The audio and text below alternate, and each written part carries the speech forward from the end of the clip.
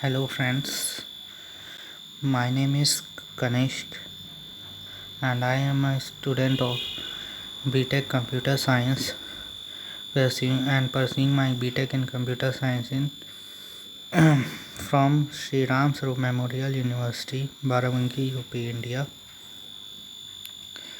and my roll number is 22 and my group is 71, and today I am here to present you a PowerPoint presentation on plant cell.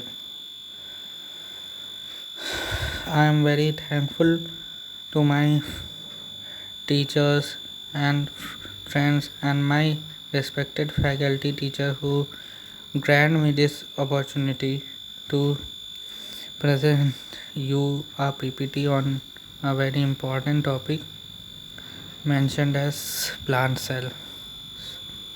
Okay friends, so moving on to the next slide. So basic definition of plant cell.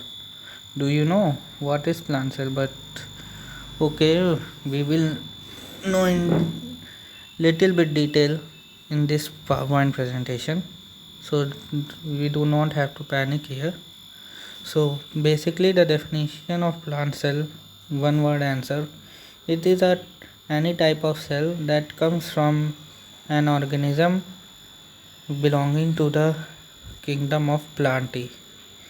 Yeah, it's not an Indian word plantae, but I think it's a Greek or German word derived from. But uh, there are various types of kingdom: Animalia, plantae, and various more. So it's a plant cell is an organism belonging to the plantae kingdom community. So moving on to the next slide. So the basic introduction of plant cell is they are eukaryotic cells and bounded by membrane bounded nucleus. So unlike prokaryotic, the DNA in plant cell is housed within the nucleus. So in addition to having nucleus, plant cell also contain membrane bounded organelles that carry specific functions and operations to perform in plant cell. So organelles have wide range of responsibilities that range from producing hormones and giving energy to the plant cell. These are various key points we can remember.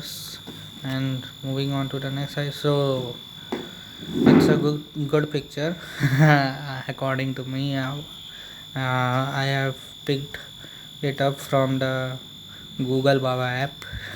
Yeah, from Google app I have picked it up, this image. I think it's Byju's learning app. Yeah, its logo is given, but we can know here the various constituents that combine to form a plant cell. What are the various members? So you can see here cell wall, cell membrane, Golgi apparatus, vacuole membrane, chloroplast, graphite crystal, Druce crystal, mitochondrion, cytoplasm, ribosome, Golgi vesicles, smooth endoplasmic reticulum. There we can also say it as ER. No ribosomes here. No. Then moving on to nucleus and nucleolus. In nucleus we have rough endoplasmic reticulum. Then it has large central vacuole and amyloplast, that is starch grain. These are various constituents. So moving on to the next slide. What is the parts of a plant cell and its function? Okay, so the first is cell membrane. Okay, cell plasma membrane. It is a thin semi-permeable membrane that surrounds around the cytoplasm of cell, which encloses its contents. And the next one is cell wall. Okay, it is basically an outer covering of the cell that protects the plant cell and gives the desired shape. And then on chloroplast. These are our one word answer, you can remember and understand it. Chloroplast, it is basically similar to the sites of photosynthesis. You all know the sites of photosynthesis in a plant cell where chloroplast contain chlorophyll, green pigment, and absorbs energy from sunlight. You must have studied this in photosynthesis process. Okay, then moving on to next one, cytoplasm. It is a jelly-like substance within the cell membrane which contains water, enzymes, organelles, salt, and various organic molecules. Next one, mitochondria. It's very important, but you can I have the basic nucleus and mitochondria part I have remember from when I started plant kingdom learning. You can remember it as it's basically generates and gives energy to the cell. You can remember it as. So moving on to next slide, endoplasmic reticulum. It is an extensive network of membranes composed of both regions with ribosomes, which is also known as rough endoplasmic reticulum, and regions without ribosome, which is also called a smooth endoplasmic reticulum. Nucleus, the main part. We can also see the nucleus as a brain and heart of the cell. So membrane, it is a membrane bounded structure that contains the cell hereditary and hierarchical information. And nucleus pore, nucleolus pore. So what is nucleolus pore or nucleolus? It is a structure within the nucleus that helps in the synthesis of ribosomes. Okay, then what are ribosomes? It consists of RNA and proteins. Ribosomes are basically known for the synthesis of proteins. Then vacuole, it is a structure in a plant cell that provides support and participates in various types of cellular function such as storage, protection, growth, etc.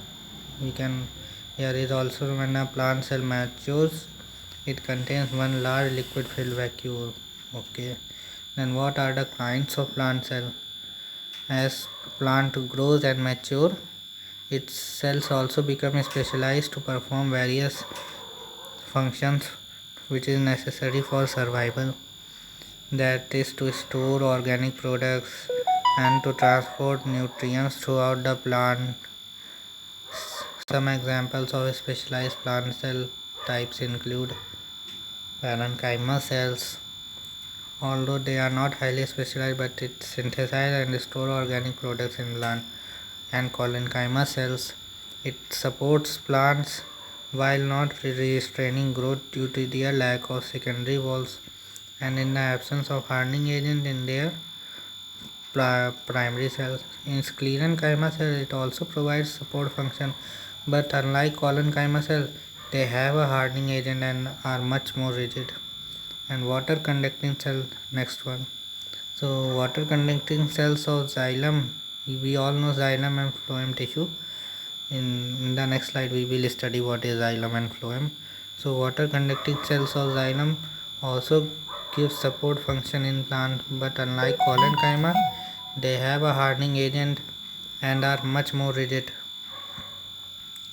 Sieve tube members of phloem tissue conduct organic nutrients such as sugar throughout the plant. Next on xylem phloem, that's a very important one. So xylem is a complex tissue. There are two types of sclerenchyma conducting cells in the xylem, that is tracheids and vessel elements. The term tracheary element is used to refer cell types sometimes. So phloem, what is phloem? Unlike like xylem, it's also a complex tissue, but there are actually two types of conducting elements in phloem. However, sieve tube members provide this function in the majority of angiosperms.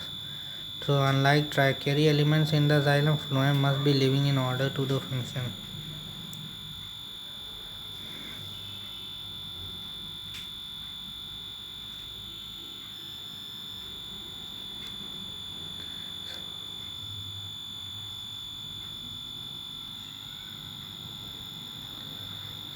So these are the uh, properties and constituents which I have gathered you for mm, understanding the plant cell concept.